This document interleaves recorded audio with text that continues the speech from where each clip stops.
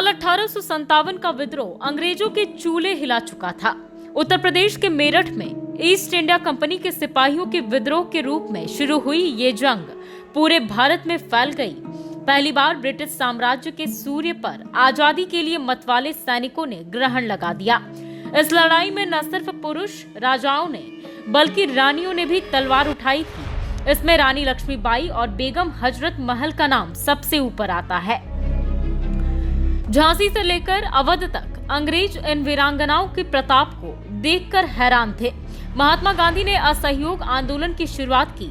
इस आंदोलन में देश की महिलाओं ने बड़े पैमाने पर हिस्सा लिया। शुरुआत में ये महिलाएं शराब की दुकानों को बंद कराने के लिए धरना दिया करती थी।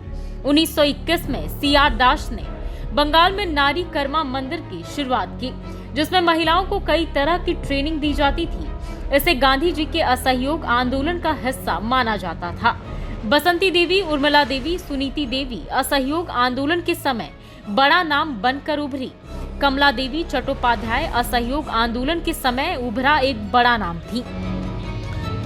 कमला देवी ने 1921 असहयोग आंदोलन का हिस्सा बनकर 1925 में सरोजनी नायडू इंडियन नेशनल कांग्रेस की अध्यक्ष चुनी गई। नायडू इस ओहदे को पाने वाली पहली भारतीय महिला भी बनी।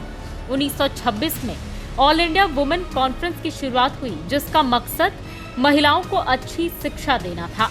इसने जल्द ही एक राजनीतिक उथल-पुथल का रूप ले लिया। गांधी के असहयोग आंदोलन के अलावा कई ऐसे आंदोलनों की शुरुआत हुई जिसमें महिलाओं ने बढ़ चढ़कर हिस्सा लिया। सरला देवी घोषाल एक ऐसा ही नाम है। इन्होंने आजादी की लड़ाई में सीधे तौर पर हिस्सा तो नहीं लिया, लेकिन महिलाओं के अलावा पुरुषों को अखाड़े सिखाने का काम इन्होंने किया। वह महात्मा गांधी, दुर्गाबाई देशमुख, आचार्य कृपलानी, कमला देवी चट्टोपाध्याय और सरोजिनी नायडू के बहुत करीब थी। साल 1930 से पहले तक कई महिलाओं ने बड़े पैमाने पर आजादी की लड़ाई में हिस्सा लिया था, लेकिन साल 1930 का दशक आजादी की लड़ाई का सबसे बड़ा टर्निंग पॉइंट बना। मशहूर सोशल साइंटिस्ट मानिनी चैटर्जी ने एक लेख में साल 1930 को स्वतंत्रता संग्राम में महिलाओं की भागीदारी का एक महत्वपूर्ण मोड़ बताया। महिलाएं न केवल बड़े शहरों में बल्कि छोटे शहरों और गांवों से भी बड़े पैमाने पर जंगे आजादी में शामिल हो गई। क्रांतिकारी महिलाओं ने हथियार उठाए और पीछे नहीं रहने का दृढ़ संकल्प लिया। 18 अप्रैल 1930 को भारत के महान क्रांतिकारी सूर्य सेन के नेतृत्व में सशस्त्र भारतीय स्वतंत्रता सेनानियों के द्वारा चटगांव में पुलिस और सहायक बलों के शस्त्रागार पर छापा मारकर उसे लूटने का प्रयास किया गया था। इसे चटगांव शस्त्रागार छापा या चटगांव विद्रोह के नाम से जाना जाता है। सभी छापेमार क्रांतिकारी समूहों के सदस्य थे, जिन्होंने ब्रिटिश औपनिवेशिक शासन से भारत को आजाद कराने के सशस्त्र विद्रोह का पक्ष लिया था।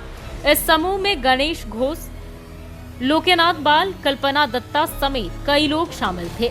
कल्पना दत्ता केमिस्ट्री की स्टूडेंट थी। विद्रोह में शामिल होने के लिए वो सूटकेस में भर के एसिड लाती थी और गन, कॉटन और डायनामाइट बनाने की ट्रेनिंग दिया करती थी। बाद में उन्होंने खुद को अंडरग्राउंड कर लिया था, लेकिन इससे पहले उन्होंने महिला और पुरुष दोनों को ही ट्रेनिंग दे दी। बता दें कि भारतीय स्वतंत्रता संग्राम की महान क्रांतिकारी प्रीतिलता वदादर ने कल्पना दत्ता से डायनामाइट बनाने की ट्रेनिंग ली। वो प्रीतिलता साहित्य की छात्रा थी। इन्होंने भी खुद को कल्पना के साथ अंडरग्राउंड कर लिया। प्रीतिलता खुद को एक शहीद का दर्जा देना चाहती थी और उन्होंने अंडरग्राउंड रहने के दौरान साइनाइड खाकर मौत को गले लगा लिया, लेकिन वो अंग्रेजों के सामने झुकी नहीं। इस विद्रोह के दौरान उनकी कई साथियों की भी मौत हुई थी।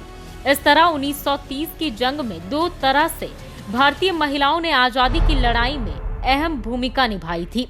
पहला पर्दे के पीछे से और दूसरा सीधे सीधे लड़ाई में शामिल होकर। इस वीडियो में इतना ही। बाकी के वीडियोस के लिए बने रहें लाइव सिटीज के साथ। धन्यवाद।